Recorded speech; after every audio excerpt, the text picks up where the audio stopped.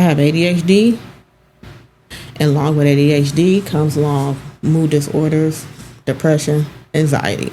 Okay. And I can't control it. I graduated high school with a GPA of 1.3.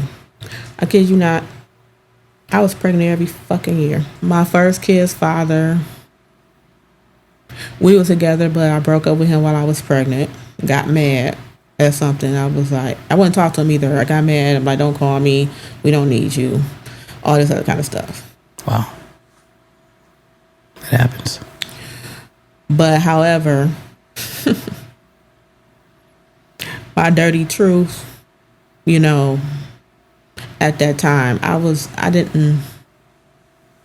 don't think I set goals for myself. I didn't have boundaries. I got pregnant. I may may not have been with the father.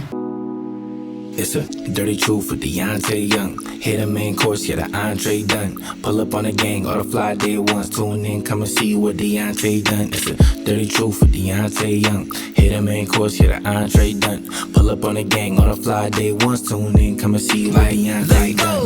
Like, just vibe with it. I wasn't always the faithful one either. Right. You know, and I'm that type of behavior, you can't move forward in life and things of, you know, that nature. And I find that sometimes when you keep running into the same problems, it's an it's an unlearned lesson. And it's so crazy how the universe sometimes throws things out to us. Mm-hmm. You know, and it's like, I keep going through the same things. And instead of it's like, woe is me or anything like that, you know, start thinking, is there a lesson to learn here? There's a lesson I didn't learn. Do you have any idea as to why you were cheating on him? Or if that was just kind of your normal way of being? Was it something psychological or just you just didn't care? I didn't care. I'm selfish and spoiled. At that time, I'm still spoiled. I'm still selfish, but I do consider people feelings. You know, at this point, this is where I, you know, draw the line. I was unaware of at the time that it caused animosity and jealousy among my siblings. So that's where the root problem came from. I think so. Them being jealous of you, and I didn't know this. I mean, I can't say I didn't know at the. Okay, I don't know. I'm all over the place on this one. I think there were signs that I ignored. Like, no, you brush it off. You can't do that. You can't do that.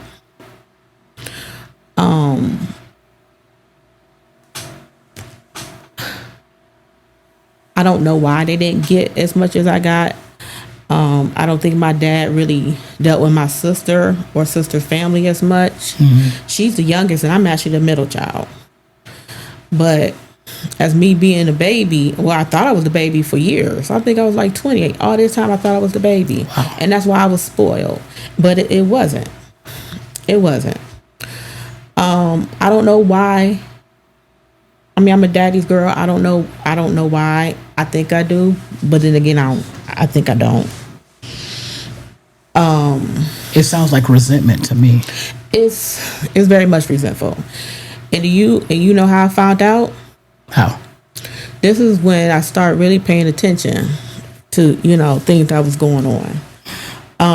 My father got sick. This was his third stroke. And, you know, left him paralyzed on his left side. He was a lefty, and it impaired his speech. He couldn't talk. Mm-hmm. So that's when I started really paying attention to the resentment. But I kept on ignoring it. I tell you what, inter-family relationships can be some of the most debilitating to our emotional stability. And I'm pretty sure that the things that they said to you or the way they treated you made you feel some type of way. And you probably wanted to strangle them sometimes, you know? I mean, That's an understatement. that would be. I mean, look at the Jacksons. I mean, the Jacksons, they are so successful, but Oh, how so ironic you say the Jacksons. yeah, I'm a big Michael Jackson fan, but I mean, just think about the stuff we know about their family and like how he didn't even want to be around them because they always wanted something.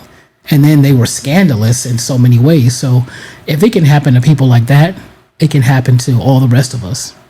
Think about that. How that story sounds familiar with the Jacksons. I'm sure there's a story there. Ooh, okay, yeah, I'm gonna keep an eye on me on this though.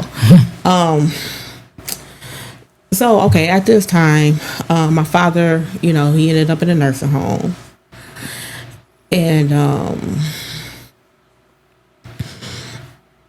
so that's when I found out. That's when the flying monkeys came flying out the woodworks. My brother went back and started a smear campaign against me. Wow. That's when I found out how the flying monkeys really felt. Yeah.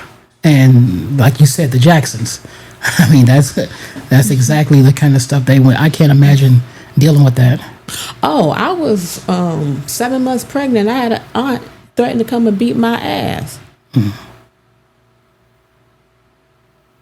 I'm like, I wish she would. I was like, first of all, Mr. Man don't play about me. First of all, I have other people who don't play about me. So that's right there. You threatening me. You're not doing anything to me. And that's when I knew they hated me. So that jealousy that I found out about, it didn't start then.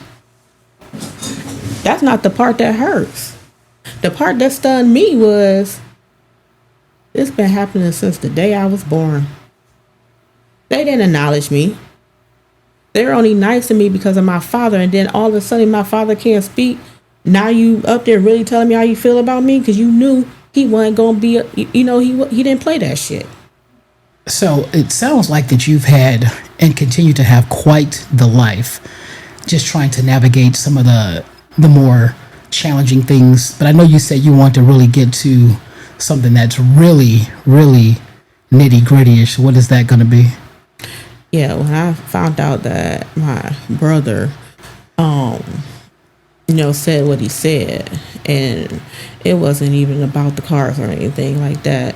It was just that you don't like me that much. You've been jealous of me and hating on me all this time.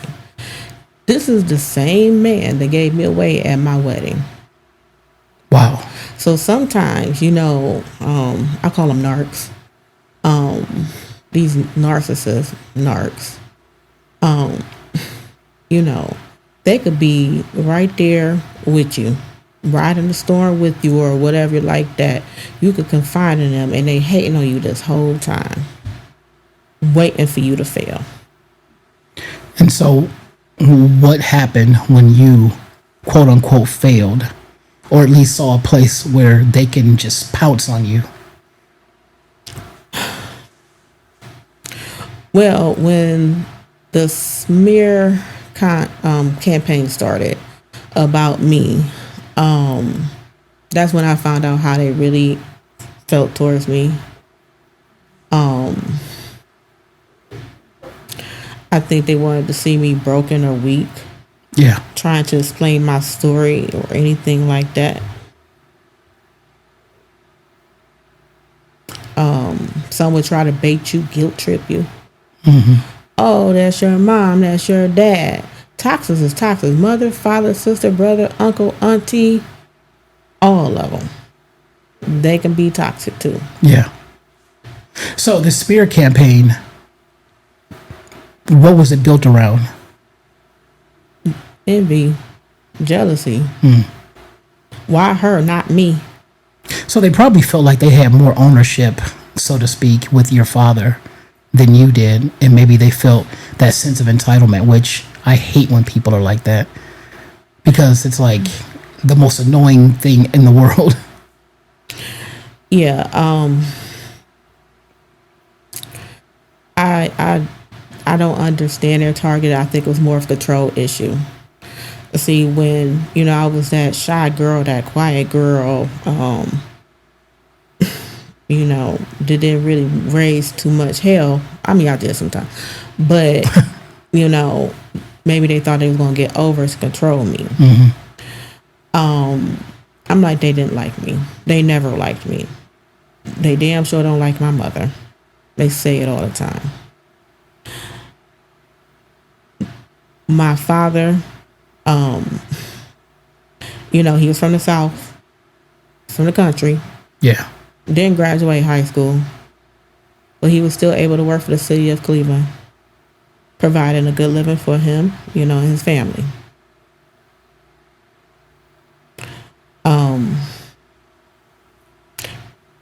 He couldn't read or write too well, but he knew how to work. And that he did. Because I know you said that your siblings, they were like this for a lot of years. Is it better now, or is it just at all time? Oh no, it is. Like I said, it's worse. I don't speak to them. I call them my father's kids. But when you find that you have a jealous person, or somebody's envious of you, I have to cut that relationship loose, because jealous and envious people are dangerous. Yeah. And I may not say too much all the time, but if there's no limit how far I will go to defend myself or my family. I'll put it that way. Everybody's not like that, and that's okay. Yeah. I mean, I would definitely agree with that. Now, when it comes to like all the different stresses that you've had in your life or whatever, did they ever try to use those stresses against you when they knew about them? This is the thing. Like I said, I failed to, recognize the signs earlier. I know people are not really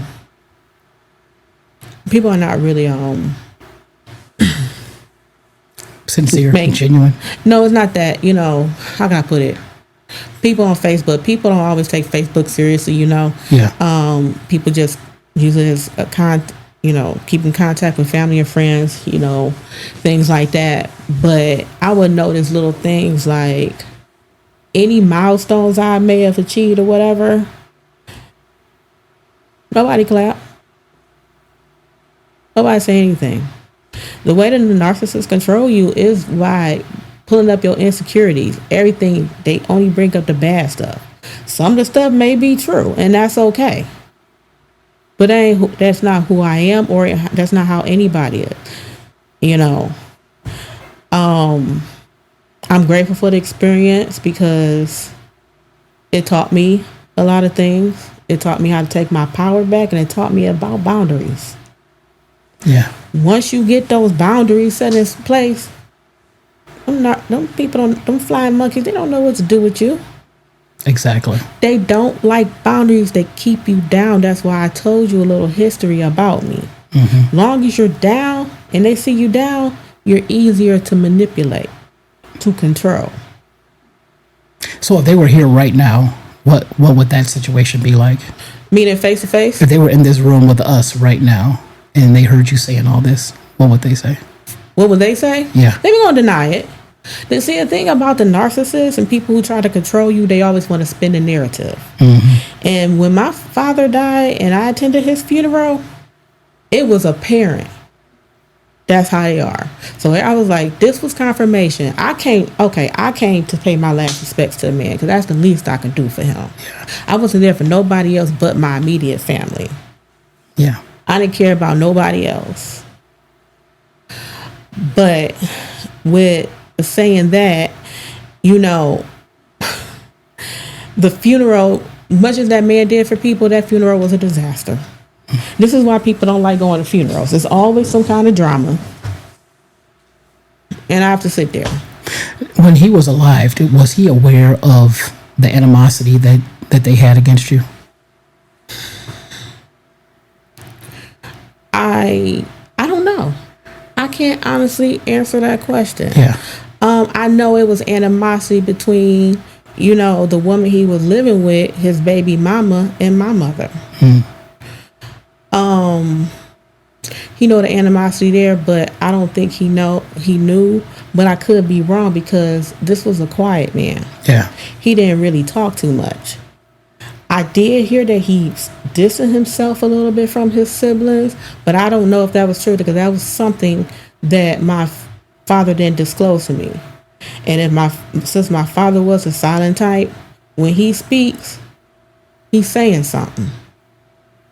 Yeah. You may not get it at the moment, but he's saying it for a reason. So I didn't get that from my dad. Yeah. I didn't notice it because I wasn't really around. I mean, I saw my father every day, but I wasn't always taken to the other house. Mm-hmm. Now, with your relationship, I know you said that you've had situations with your relationships where it was just like a lot of, oh, you're gonna go there kind of thing.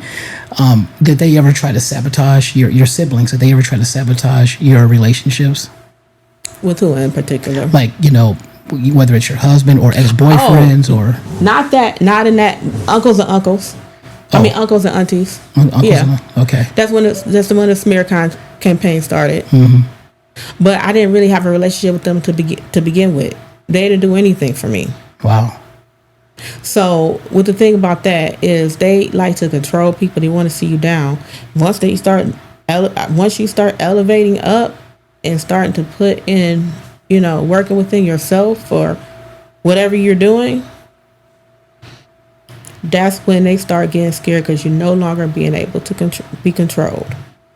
That's really something because I know, like yesterday, I want to make sure I look at my notes here where you were talking about the things that you were really concerned about, and I see here that you were talking about the toxic family, siblings, rivalry, and all that stuff, hardships. Now, what have the hard lessons been that you've learned through all of this nonsense from people? Boundaries and not taking any disrespect. Even though I was a quiet person, sometimes I'm a very argumentative person. Cut you out in a New York minute. But see, that's what the narcissists thrive on, chaos. Mm-hmm. So that's when I started to take my power back. I'm like, every comment doesn't need a rebuttal. True. So you're saying prior to that, you were kind of being responsive to almost everything they were saying or trying? They want you to explain. They want you to apologize. That's when they feel they're in control. So I'm like, this is not working for me because everything I say, they turn around and twist it. Yeah. So I said, I'm going to do the opposite because this ain't working for me. I went silent. Yeah. It's not going to stop people from talking about you. It's not. It still might continue. The smear campaign going to still continue, and it's still going to go on. But like I had an ex tell me, because I complained about it. It wasn't even my earlier years. I had an ex tell me, you can't stop a nigga from talking, but you sure can stop a nigga from knowing. Those are words to live by. Yeah. So I mean, you have to prepare for that. They will bait you. They'll be nice to you. They testing your boundaries. But one of the hardest lessons I had to learn was boundaries. Like I said, my boundaries. Like I said, I'll cut you off. But your boundary may be something totally different. Yeah. You may decide to keep in contact with that person, or only limit your contact, or saying certain things, whatever those boundaries are. You have to learn also that boundaries not only not comfortable for other people, they can be uncomfortable for you. You know what? I always look at these type of things. You talk about how they were trying to tear you down, how they expected you to apologize, how they expected you to have to explain yourself, and you said that you had to kind of go silent. You said that not every statement needs a rebuttal, and what I like about that is that is a form of self-care. Form of self-care, but I mean, it could get a little ugly. I'm so used to it now that that's my boundary. I'm sticking to it. I'm cutting it. You know, it comes second nature to me. Yeah. And it's okay. Oh, I know. I don't care. Sister, mother, father, brother, auntie, uncles, all of them can get it. That's just how I am. You can get it. Yeah.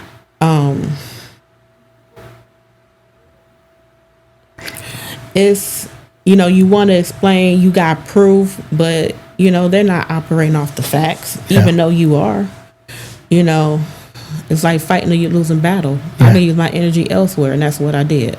What I like about you is that you're obviously different from them in the sense that they can do no wrong in their mind, whereas you have repeatedly talked about things that you did that you were not at your best, that you wish that you could do this and that. You talked about how you were selfish and self-centered and would cheat on people and do these types of things. You talked about how the situation with your grade point average, how that wasn't the best, how you didn't try a lot in school. And these are things that it's self-awareness. Now, like you said, narcissists are narcissists for a reason. They gaslight you, and guess what they don't have? Self-awareness. Self-awareness. But this is the thing. When you come in contact with a narcissist and they don't like you, it's just, it could be something about you that you have. And I tell other people to go through the same thing.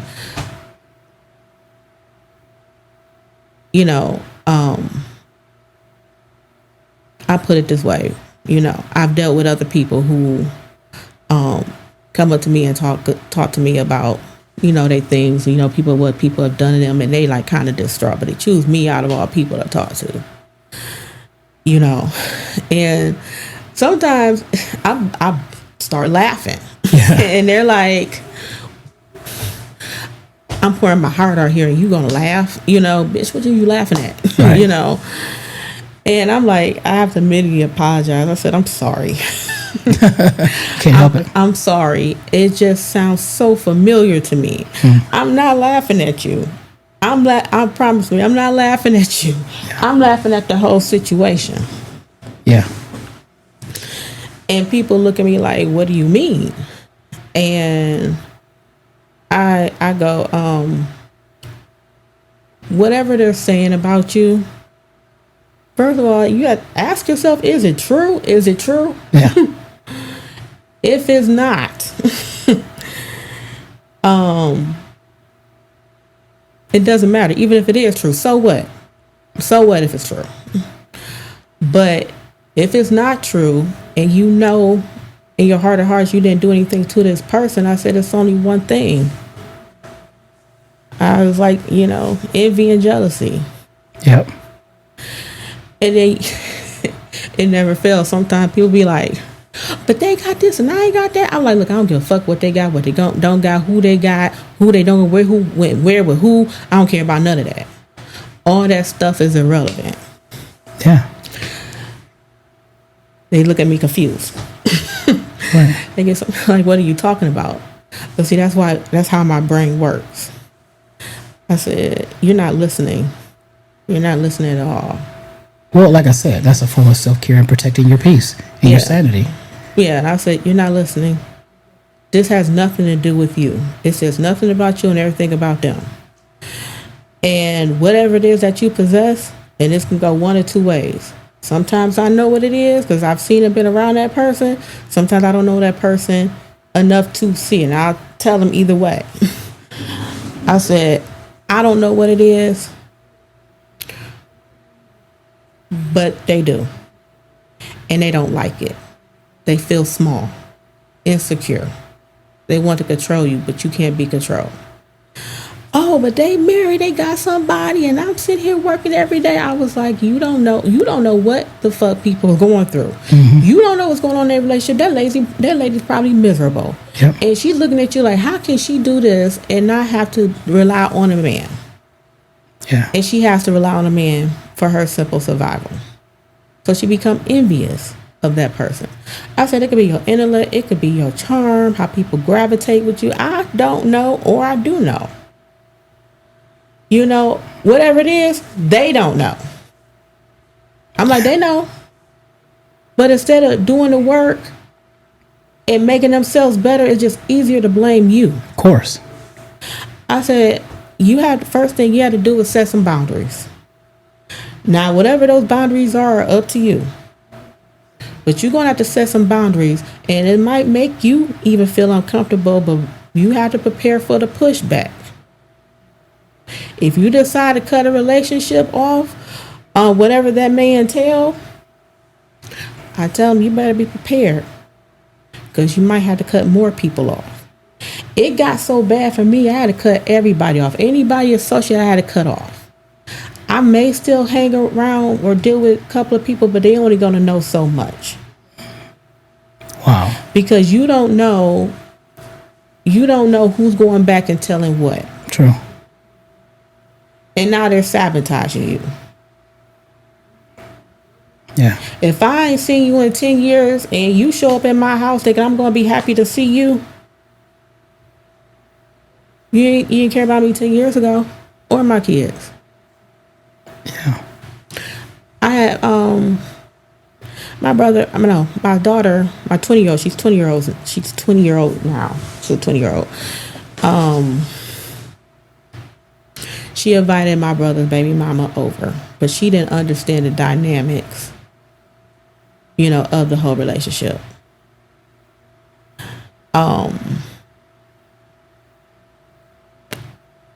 So I came outside, I'm happy, and I realized it, then I'm like, wait a minute, then it start to register, like his baby mama there. Because you know what I'm going to think? You're their people. I don't deal with that kind. Wow. So why are you here? I'm going to look at you as a flying monkey. I may be wrong, but I don't care. That's how much effort I put into my own self-care. This is not going to go down like that. So she knew she wasn't wanted there. What stopped me from telling her you better leave right now? You better leave right now? I said, it ain't got nothing to do with me. It's about my daughter today. But trust me, I was fighting those demons. Yeah. and so where are you now with regard to fighting the demons? Have you gotten rid of some of those? Are you able to live a better life now, or are you still dealing with the same level of demons? No, I'm not dealing with the same level of demons. It's gotten better, but it was harsh. But anytime you give birth to something, anytime you grow, it's painful. And that's all a part of the healing process. Do I still fight demons with them? No. I no longer play back those conversations in my mind. I no longer go back and say I should have, did it, with it, whatever. I no longer do that. Because I no longer care. Yeah. After my father passed, I said I was done with that. I was done with that side. So this is a healing time for you. Oh yeah. And it's not just me. Because like I said, like I told you before, they ain't like my mother. And my mother is one of the sweetest people in the world. Yeah. Everybody loves my mother. Sometimes I don't like her. But our relationship is good now. But we had to have that separation to get to that point. Yeah. You know what I'm saying? And I'm happy for it. She changed, I changed. Because with me, I'm kind of leery with people, not very always trusting. But I said those relationships, that's something that can't be solvable. And I tell people, if you're going to go no contact with somebody, before you do this prematurely, please think about it. Could this relationship be salvageable? What can you do to salvage the relationship? If it's not salvageable, then there's your answer. And so yours is not salvageable from your siblings? No. I mean, I didn't have too much animosity towards my sister, but she kind of got that weird energy going on, and it just sends a trigger off in my mind once I spot that behavior, and I'm like, I distance myself. I was like, no. My brother definitely, because like I said, a jealous, envious person is a dangerous motherfucker. Yeah. He had one aunt threaten me. I'm like, she gonna be a dead aunt. I'm sorry. I didn't broadcast that out. When people find that side out about me, they could be knowing me but never seen it. they don't know how to handle it. They be like, Shamica. I'm like, I'm sorry, I don't give two fucks. I'm tired.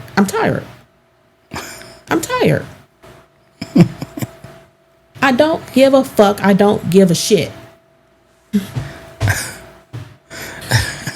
But when you have somebody who like feel and taking energy like I do, like an empath, when you get to that side, it's a lot of times there's no coming back from it because we tired at this point. You don't matter. Then I had an uncle going around hugging everybody like he had the fucking family reunion. You know I don't fuck with him. My mom said I wasn't here for it. This is what she said. That he asked for her phone number. My mother left me with my mouth wide shut. Mouth open like, Ma, really? I don't know if it happened. She like, I'm tired. She like, they never liked me. They didn't acknowledge you. And I think the only reason why they even associate with me and try to be nice with me is because of my father. But now he can't speak. Now you want to come out the woodworks. All the flying monkeys. Oh, I'm done. When I'm done, I'm done. They say don't burn bridges. I set that bitch on fire. Wow. Don't tell me what I can and can't do. Because I'm going to ask you, do you want to see a magic trick? That part. That part. They counted me out. And I was like, they count me out. Like, why? I had to ask myself, why do they count me out all the time? They count me out before I count me in. I was like, it's something about me. I don't know if it's the way I look. I don't know if it's the energy I possess. I don't know none of that. All I know is people tend to underestimate me. And when they find out who I really am, they don't know what to say. They don't know what to say. They don't know how to handle you. Most people will love it. There's going to be some people who don't like it. What am I supposed to do? Dim my light for somebody else's insecurity? I'm done with that. So this is like one of the most fascinating conversations that I've had in ever. And the reason why is because whether you know it or not, you have taught me so much about how to manage family dynamics and not being a victim, but actually someone that rose above it all. I know you had something you want to say about your husband in some type of situation. So what is that? Well, I mean, part of the healing process, like I said, it can be very ugly. You go through stuff over your mind. You may already create your boundary, but you're still battling. It's like coming off of a drug. Yeah. That's the start of it. Then you get into the rebuilding phase. What is it? What is the lesson that you took away from it? And that's what you were able to come to. You went through the rebuilding phase. Mm-hmm. And so you kind of learned. I stay quiet. Because like that one aunt that broadcasted that she had, she carried it all the time.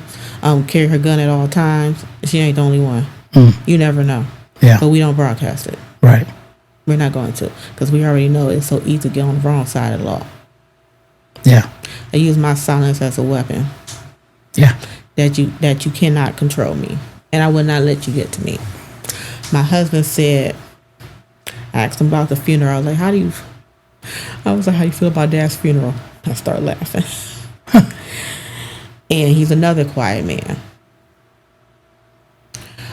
He won't say too much. Some things he's gonna outright say, and some things you have to. Sometimes you have to ask questions and see where his head is at.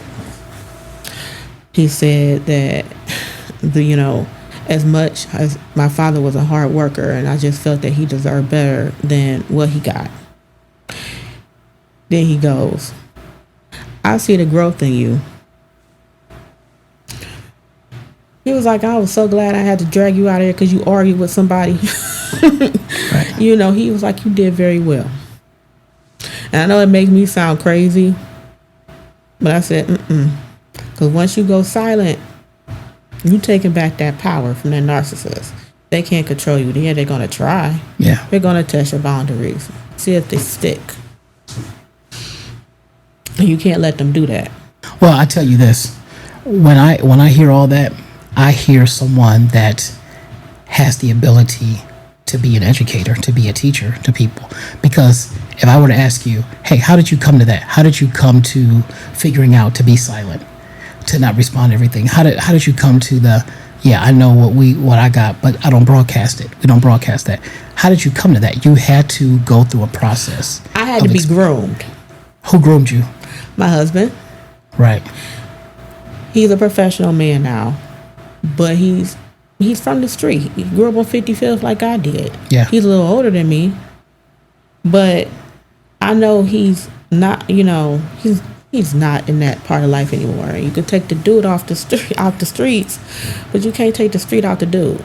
Right. So his way of thinking is still there. Yeah.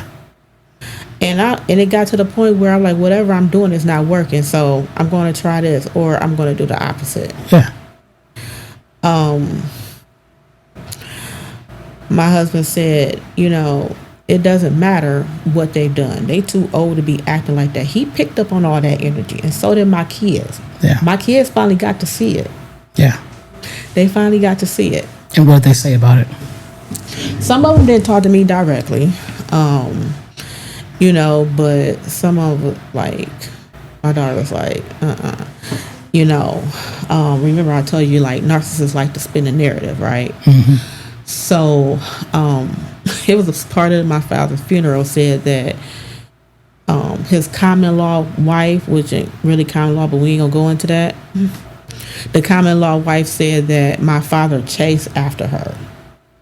And my husband was like, and I'm sitting there, I thought that was kind of weird. My husband was like, you relied on your mother too much to be chasing after her. Yeah. My father was always at our house, eating. Holidays, eating. He relied on my mother because he knew my mother was going to take care of him. Wow. But what my father said before he got sick was, his common law wife is spending holidays with her families. So he has nothing to eat, so he comes over to our house to eat. I remember growing up, and every payday, like I said, I see my father every day, even though he wasn't in the household. He used to give my mother, he would come on payday and give my mother money. Now, this is your common law wife, as she claims. Why is your man giving money to his other baby mama to hold? My husband even saw that. He saw a little bit of that, even though I may not have been there, but even as an adult, but he told me he saw the same thing. Yeah. He was like, why he trust your mother with money? I turned to him and I said, he knows that my mother's not going to fuck him in or out of bed. Now, whatever reason that he's not leaving my mother with money and not her, I don't know. I didn't see. I'm just telling you what I see. What I've seen and what my husband's seen. That's a very weird relationship. But no matter what, man knows. Who my dad knew who he could trust and what he couldn't trust and who he couldn't trust. But I don't think my parents wanted to put that in my head. Even though they may have seen some things, I don't think they wanted to put it in my head. They wanted me to make my own decisions, if that makes sense. Yeah, it does. And I think you're doing a great job making your own decisions. And if you were, if someone were to ask you, hey, how did you overcome all of this, this family drama, this emotional trauma, this, these horrible things that try to tear you down and bring you down? If someone were to ask you, hey, I'm going through the same thing, what would you recommend I do that worked for you? I tell people to look behind them. And a lot of people the past is the past, and what's behind you, that we're gonna leave it behind us, all that stuff. I said, no, you need to turn around and look at the past and look what's behind you. Every trial and tribulation you overcome, every tear you cry, watered your garden, it made you who you are today. You're not the same person yesterday. You're not probably who you want to be, but you wasn't who you once was. You look behind you, because when you look behind you, forgetting who you are. You need a reminder, because once you own that, behind you is what I call freedom. Because of the testimony of who you are and your strength, you had to go through those trials and tribulations. You had to have your feet to the fire. You have to. You need to feel that heat. And I tell people, you need to feel that heat. Because it's here to teach you something. It might hurt, but it's okay though. Because where you end up, you're going to feel a whole lot better. And when you look back and you own that person who you are, you're free now. Can't nobody control you. You stay silent. Quiet people. Quiet people are riot people. Nino Brown. Quiet people are riot people. We could turn this bitch up. Try me, ho. What they say. Oh. Wow. Wow. But think about it. Remember I said my husband's a street dude? I dealt with street dudes. Somebody like me who was pampering and sheltered dealt with street people. Sometimes they were my boyfriends. Sometimes we were friends with benefits. Sometimes we were strictly friends. And yeah, people look down on them for what they were doing. I don't think they're doing the same thing now. Well, I know most of them not. I'll just put it that way. But I don't deal with any illegal activities or anything like that. They know I'm square when it comes to that point. But anywho, it doesn't matter the person. You listen to the message. And what they taught me, that you be quiet. You keep them from guessing. You keep them wondering. So that I used to get annoyed when I was that person who counted me out. So yeah, underestimate me. Because I can show you what I can do. I can show you better. I can tell you, how they say. Yeah. I can show you. Everything you just said proved that you have exactly what it takes to be a coach, to be an influencer in someone's life. And if you don't believe me, I'll just have to show you that what you just said. I do want to ask you one important question that I've wondered for years. The way I met you was at Glossy in 2022. And I told you about my book, and I told you what it stood for, the FUCK, your insecurities. Mm-hmm. And then you told me later that it really impacted you. Do you remember what you learned from that? It's so crazy. I brought 2 books from you. I only got through 1. And it was a really good book. Like I said, my ADHD, I'm all over the place. But it was just one thing that you said that resonated with me. It was losing is for winners. You got to lose in order to gain. Like I tell people all the time, I lost this, I lost that, I lost my job. I said there's something better out there. I don't know what it is, but I just know it's there because I've been there.